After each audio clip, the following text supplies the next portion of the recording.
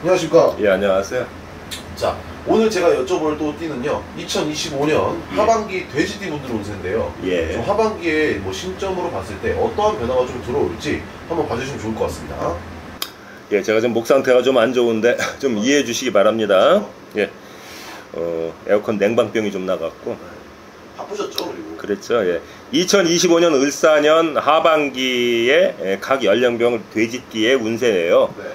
이번 시간에도 전 시간에 이어가지고 이제 그 을사년 푸른뱀의 해 하반기에 각 연령별 돼지띠의 운세에 관해서 말씀을 드릴 건데, 네. 이제 이 돼지띠 분들은 이제 공통적으로 삼재에 또 들어가요. 삼재 첫 해죠, 올해가. 네. 그러다 보니까 전반적으로 운대가 별로 좋지는 않아요. 네. 그렇지만 이제 요걸 천편일률적으로 말씀드릴 수는 없고, 같은 출생 연도의 돼지띠 분들이라 하더라도 네. 각각 그 태어난 달과 날과 시가 틀리잖아요. 그러니까 동일한 운세일 수는 없습니다. 여기서 말씀드리는 건 각 연령대별 그 돼지띠 분들의 보편적 평균적인 운세에 관해서 말씀드리고자 하는 겁니다. 네. 역학적으로 보았을 때 돼지와 뱀은 상충을 맞잖아요. 네. 그렇기 때문에 돼지띠 분들의 전반적인 운세는 삼재라는 걸 고려하지 않더라도 을사년 2025년도 하반기에 별로 좋을 수는 없습니다. 그리고 이제 2025년 을사년 하반기에 돼지띠 분들은 전반적으로 이제 인간관계에 있어 갖고 그 변화가 극심할 거예요. 그래서 뭐 새로운 인연이 시작이 되든가 아니면 오래된 기존의 인연들이 인간관계가 정리가 돼서 떨어져 나가는 형국으로 보입니다. 네. 그리고 또한 올해 하반기에는 변화와 변동이 매우 많을 수밖에 없는 그런 운세예요. 네. 그래서 본인이 원하든 원하지 않든 어떤 그런 걸 떠나서 주변 여건이나 타의에 의해서 흘러가는 경우가 많을 거예요. 네. 이런 그 운세의 변화가요. 네. 그리고 즉 인간관계의 그 어떤 정리와 새로운 인간관계의 시작, 그리고 직장에서의 그 부서 이동이나 이직, 정근 등의 자리 변동수도 꽤 심할 겁니다. 그리고 이로 인해 갖고 스트레스를 극심하게 받는 하반기가 될 거예요. 네.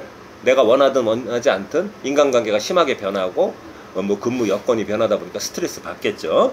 네. 이로 인해서 신경이 예민해지고 따라서 신경 관련 질환에 시달릴 수가 있습니다. 그러니까 건강 관리에 아주 만전을 기해 주시기 바래요. 그래서 이제 먼저 첫 번째 1995년 의뢰생 돼지띠예요. 31살. 예, 31살이요. 요 띠 분들은 뭐 취직운이나 시험은 문서 운동도 뭐 별로 그렇게 좋지는 못해요.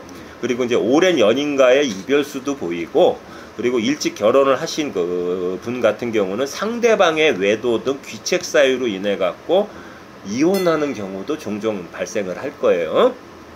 그리고 이제 직장이나 어떤 조직에서 그 어떤 윗사람하고의 그 관계에 있어서 윗사람이 심한 가스라이팅 같은 걸 해갖고 가슴앓이 하는 그런 운세이기도 합니다. 그리고 음력 8월에서 9월로 넘어가는 즈음에는 관제구설도 보이기 때문에 좀 조심하셔야 되고, 음력 11월경에는 사고수도 보여요. 뭐 교통사고라든가 뭐 예를 들어 안전사고 같은 거 있잖아요. 그렇기 때문에 각별한 주의를 요합니다. 그리고 두 번째는 1983년 개해생 돼지띠예요. 올해 43세죠. 이띠 분들도 이제 3제에 해당은 되는데, 다른 연도에 출생한 돼지띠 분들에 비해 갖고 이 개해생 돼지띠는요, 비교적 젊은 나이임에도 불구하고 2025년 한 해 동안 특히 하반기에 건강관리에 아주 신경을 쓰셔야 돼요. 그 여성분들 같은 경우는 자궁질환이나 뭐 유방 이런 계통의 산부인과 질환에 시달릴 수 있고요. 순환기 계통의 질병을 특히 조심을 하셔야 됩니다. 그리고 그 이외에 어떤 뭐 재물운하고 문서운 등은 나쁘지 않아요. 그런데 그래도 삼재인이만큼 과욕으로 인해 갖고 투자를 한다거나 아니면 남한테 어떤 욕심부리다가 사기 맞는 경우 있죠. 그런 건 조심하셔야 됩니다. 그리고 특히 요 돼지띠들은 거주지나 직장을 옮기는 이동수하고 변동수가 강하게 치고 들어올 거예요. 그리고 부모님이 이제 아프시거나 아니면 부모님이 하시는 사업이 실패를 해갖고 그로 인해서 근심 걱정이 있을 수가 있어요. 그러니까 이 개해생 돼지띠들의 2025년 하반기의 화두는요, 첫째도 건강, 둘째도 건강, 셋째도 건강, 끝까지 건강이에요. 그걸 조심하셔야 됩니다. 그리고 세 번째 1971년 신해생 돼지띠인데요. 55세죠. 여러 돼지띠 중에서 단적으로 말씀드리면 이 돼지띠가 가장 운대가 안 좋아요. 그리고 운세의 기복도 제일 심하고 2025년 하반기에 가장 좋지 못하다고 봅니다. 천간에서 충을 맞고요. 그 다음에 지지충을 동시에 맞아요. 그리고 삼재예요.